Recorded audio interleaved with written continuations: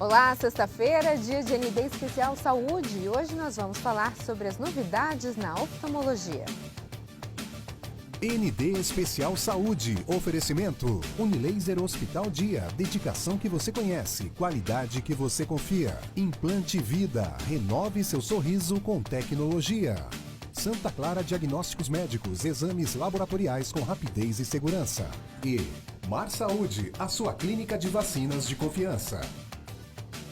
E para falar sobre esse assunto, eu recebo hoje o Dr. Celso Afonso Gonçalves, sócio fundador da Unilaser Hospital Dia, especialista em catarata, retina e vítreo. Tudo bem, doutor? Seja muito bem-vindo.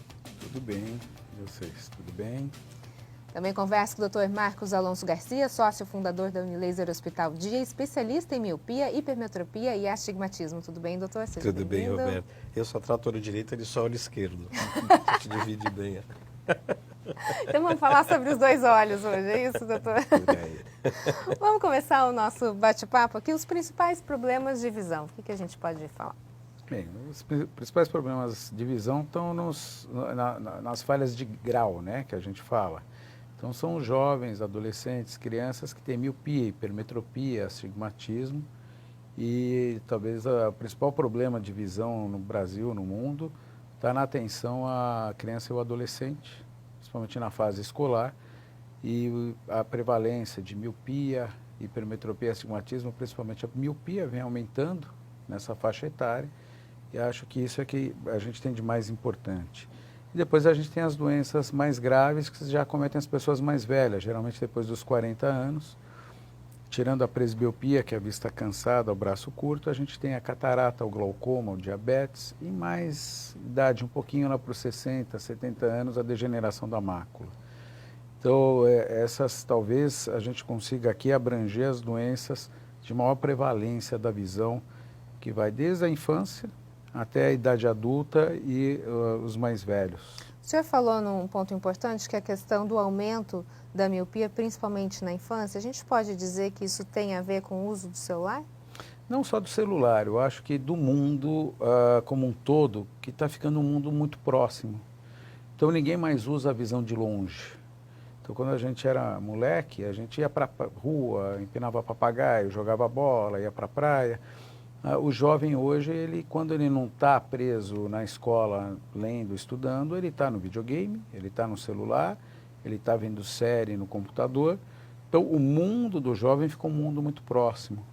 Então, grosseiramente falando, lógico que tem todo um processo fisiopatológico, é como se a visão de perto hipertrofiasse e a visão de longe fosse aos poucos atrofiando. Tanto que o míope enxerga bem de perto e enxerga mal de longe, né? E essa prevalência de miopia, o Marcos estuda mais miopia do que eu, pode falar, vem aumentando de forma muito importante no jovem e no adolescente. É uma tendência, a gente pode esperar as próximas gerações com prevalência miópica gigante. Antigamente a gente dividia o mundo, existia um equilíbrio entre hipermetropia e miopia. A balança matemática do mundo pendia para a miopia, porque o asiático tinha uma tendência miópica. Hoje o mundo inteiro se rendeu ao tablet, ao celular. Então, eu vou ter bastante trabalho para os próximos anos trabalhando só com miopia, porque é impossível. Mesmo em casa eu não consigo tirar minha filha, porque eles fazem a lição no tablet, eles estudam no tablet, eles se comunicam com os celulares, né? Recentemente eu fui para a China e numa das escolas eles têm uma tentativa de impedir que as crianças fiquem super usando a visão de perto. Então, a carteira escolar do chinês, ela tem uma peça de metal com madeira que impede a criança de chegar perto do tablet ou do caderno. Num primeiro momento, a gente se choca um pouquinho de ver aquela imagem, porque a posição não é tão confortável, ele não consegue chegar perto do tablet. Mas é um pensamento, é uma linha dos chineses de tentar fazer com que essa geração não fique tão míope. Você imagina 1 bilhão e 440 milhões de chineses, o custo para um país que é estatizado de prover tratamento de miopia para 2/3 de uma geração, né? Então a gente vai passar por isso. Nós vamos passar por isso. Já estamos iniciando esse processo. E isso é irreversível, não tem jeito, né? Eu vou ter bastante trabalho. Agora, quando a gente fala de crianças e adolescentes, a gente está falando do uso de óculos, não de lentes de contato. Olha, a lente de contato, ela é uma grande alternativa, mas assim, predominantemente o tratamento ainda é feito através dos óculos. Mas essas crianças que super usam a visão de perto, eles estão começando a ter uma vida intelectual cada vez mais cedo. Sim. E existe até um cálculo mundial entre nível de escolaridade de cada país e correlação com a miopia do jovem. Quanto mais intelectualizado é um país, quanto mais moderno o sistema de ensino, está se encontrando mais míopes. Eles vão ser tratados com óculos. A gente tem um problema nos países que não tem tanto recurso para a saúde pública, porque existe já um certo gargalo para que a criança que não tem recurso consiga a consulta na rede pública e depois ter o recurso para adquirir o óculos e a miopia progressiva. Provavelmente a cada ano esse menor e adolescente vai ter que trocar essas lentes. Então é mais uma preocupação que a gente tem que ter como gestor de saúde pública e privada, é fazer as contas de quanto vai custar a miopia para o mundo. Né? E a partir dos 13 anos, ou seja, a partir de quando o jovem já consegue ter uma noção de higiene boa, você pode começar a pensar em adaptar uma lente de contato. Então, às vezes o jovem chega e fala, eu quero usar a menina, porque é mais vaidosa, 12 anos quer usar a lente de contato. E o critério que a gente usa, teoricamente, ela pode usar, desde que ela tenha a condição de higiene, de cuidar, de limpar, de dar o trato ideal para que essa lente de contato não venha a trazer alguma infecção mais grave para os olhos dela. A gente pode treinar essa criança e permitir que ela use lente de contato já a partir dos 12 anos de idade. E o grau da miopia ficando estabilizado, você pode, a partir dos 20 anos de idade, já pensar na cirurgia para remover o grau, desde que o grau esteja estabilizado há mais de 2 anos e tenha um acompanhamento progressivo e não haja nenhuma contraindicação para a cirurgia. Só para a gente finalizar essa questão da miopia, doutor, muita gente pensa que às vezes o uso do óculos vai estabilizar essa miopia, esse grau. Não quer dizer isso. Na verdade, o grau independe do uso do óculos. O óculos é para dar um conforto visual, é isso? O óculos é para permitir que enxergue. Porque Mas senão, não vai segurar o grau. Não segura o grau. O que segura o grau é o uso consciente da visão. Então, se você coloca o óculos, mas você continua 10 horas por dia no computador, no celular, usando só a visão de perto, esquece de olhar para longe, não faz uma alternância balanceada entre a visão de longe e a visão de perto, a miopia vai continuar progredindo normalmente. E aquela criança que tem aquele olhar de velhinho que fica assim, Isso. sabe? Eu tenho uma em casa que é faz uma assim. forma que... Ela não escuta e aperta o olho. A gente acaba, quando a gente fecha a pupila, a gente faz um estenopeico, que a gente chama. Se você tiver um grau grande, você fizer um furo numa cartolina e olhar pelo meio desse furo pequenininho, a luz incide nesse furinho de uma forma que consegue compensar os graus de miopia, astigmatismo e hipermetropia. Então o que a gente faz é fazer isso, é tentar fechar o olho para enxergar um pouquinho mais. Existe genética também, independente de toda essa tendência mundial, normalmente pais míopes vão gerar filhos míopes, então é uma preocupação maior. Agora, a criança que não usa o óculos com miopia, o desempenho escolar cai demais. Você não precisa ter um grau muito grande. 1 grau de miopia pode roubar 50% da sua visão dentro do ambiente escolar. Então o desempenho cai. E cai e às vezes a gente não percebe. É muito comum ainda hoje o professor chegar para o pai e falar assim, olha, eu acho que ele não está desempenhando bem porque ele está tendo dificuldade de acompanhar a mesma coisa que os demais acompanham. E aquela briga que quem tem filho pequeno, né, tira o cara que está no fundo, põe na frente. Meu filho é míope, eu quero que fique na frente, mas daí ele é grandão e atrapalha o outro. Pequeno, é complicado. Então, isso é muito comum.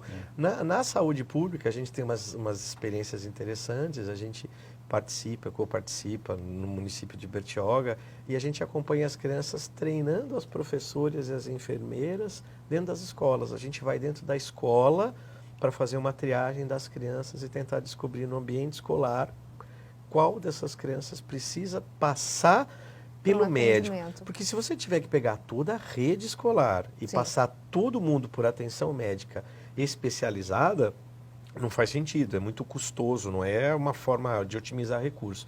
Então a gente vai triar na escola e a gente acaba achando um universo de 10% dessas crianças que não conseguiu passar na linha de corte da visão, essas a gente agenda, leva para a escola e aí a gente tenta em programas de parceria com outras instituições, às vezes até conseguir o óculos e a lente para essas crianças, que é o mais importante. Né? Okay, a gente vai para um rápido intervalo e na sequência a gente continua a falar sobre as novidades na oftalmologia. Eu volto já já.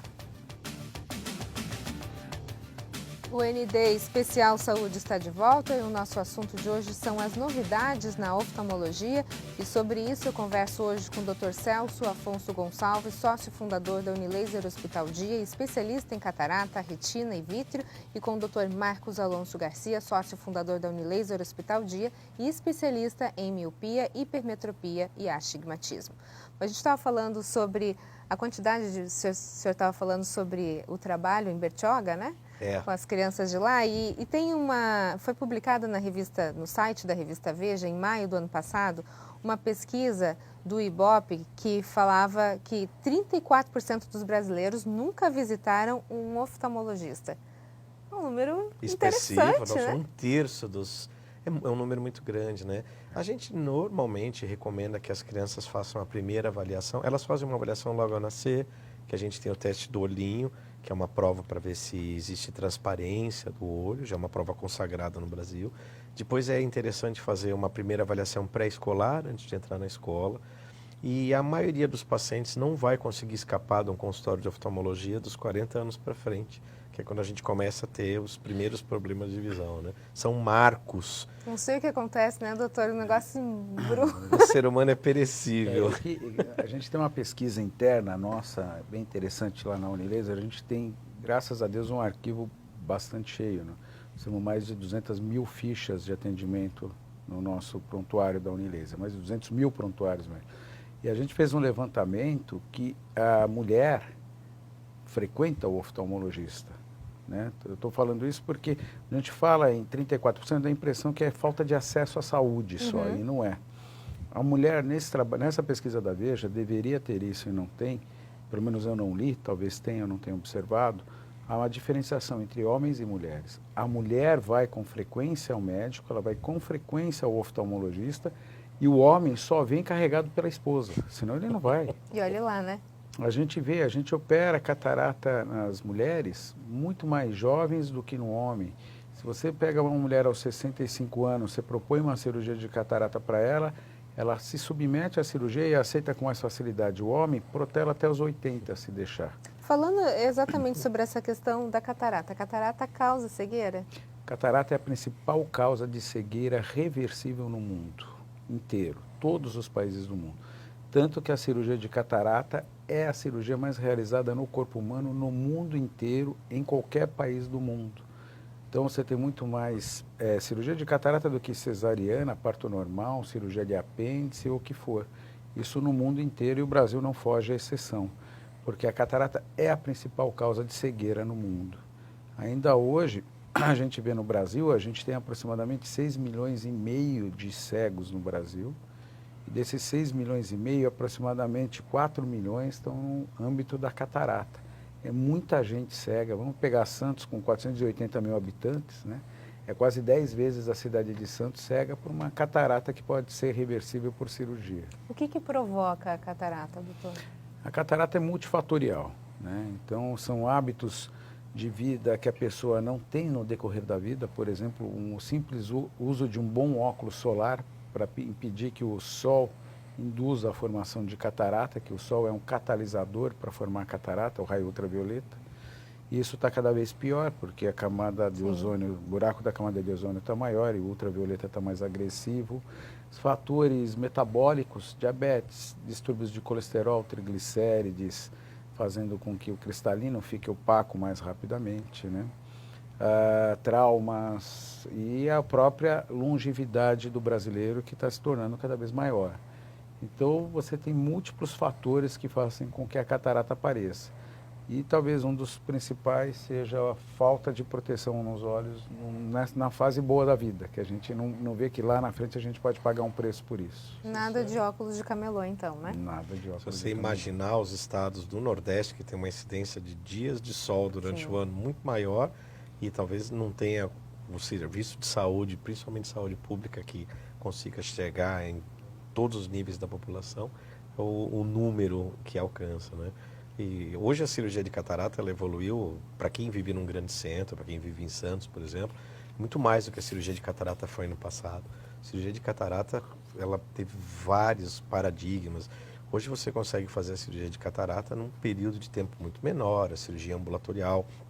O paciente se beneficia além de restabelecer a visão, a cirurgia de catarata tem um perfil refrativo. A gente consegue implantar uma lente dentro do olho e trazer um benefício. Eu consigo reduzir o óculos do paciente, o grau, todos os tipos de grau eu consigo nessa cirurgia. Então a cirurgia de catarata ela restabelece a visão, mas ela melhora a sua qualidade de vida, né? Esse é o grande paradigma da cirurgia. E mais recentemente, falando do braço curto na presbiopia, né, que é o que mais incomoda a gente depois que passa dos 40 anos, né, a gente tem na cirurgia da catarata hoje lentes trifocais, que já te corrigem o grau de longe, meia distância e perto e te dão independência do óculos de perto. Aquilo que tem que toda hora pôr óculos para conseguir ler depois dos 40, com a cirurgia de catarata até esse benefício você consegue agregar. Então, ela é hoje, talvez uma das áreas mais amplas na oftalmologia e que requer atenção melhor e que avançou muito. E a gente vai para um rápido intervalo e na sequência a gente vai conhecer um pouquinho mais da Unilaser. Eu volto já já. ND Especial Saúde está de volta hoje falando sobre as novidades na oftalmologia e sobre esse assunto eu converso com o Dr. Celso Afonso Gonçalves, sócio fundador da Unilaser Hospital Dia, especialista em catarata, retina e vítreo, e com o Dr. Marcos Alonso Garcia, sócio fundador da Unilaser Hospital Dia, especialista em miopia, hipermetropia e astigmatismo. Bom, um dos sistemas mais modernos é o LIV. É isso, é um equipamento que está presente em poucos lugares.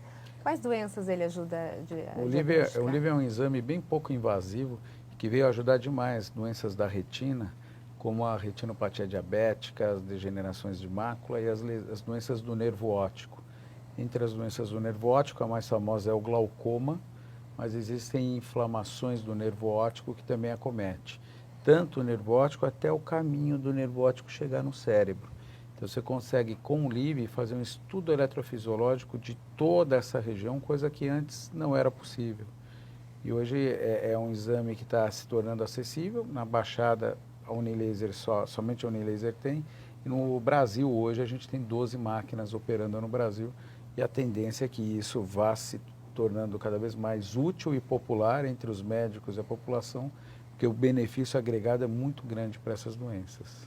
Em relação ao centro cirúrgico da Unilaser hoje, tem algo diferenciado? Foi um sonho da gente. A Unilaser completou 20 anos recentemente e oftalmologia é uma especialidade rara. A gente atende mais do que todo mundo porque a gente atende criança, adulto, idoso, homem, mulher e é uma especialidade clínica e cirúrgica e a gente passou operando em vários bons centros cirúrgicos, até que a gente juntou tudo de bom que a gente viu em todos os centros cirúrgicos que a gente já operou e teve um sonho, a insanidade de montar o nosso contra dólar a 4 e lá vai pedrada, conseguir trazer material extraordinariamente moderno para a gente poder trabalhar, a gente que vive dentro da Unilaser, poder fazer as cirurgias dentro da Unilaser também.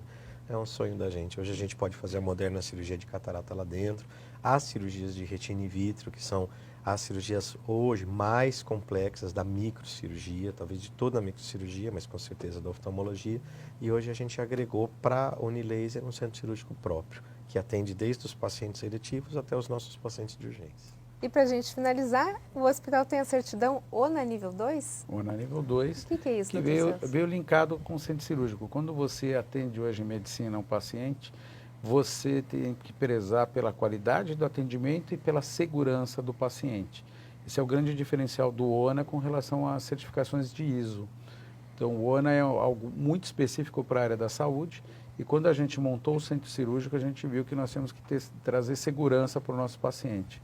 Então, o ONA é uma certificação que você vai ter se você tiver checagem, tiver toda a qualidade de atendimento ao paciente, desde a entrada dele na clínica até a realização de qualquer procedimento, seja um exame como um LIV, uma cirurgia como uma cirurgia de catarata. E você tem como protocolos e POPs para seguir de forma extremamente rígida e você, com isso, traz segurança ao paciente.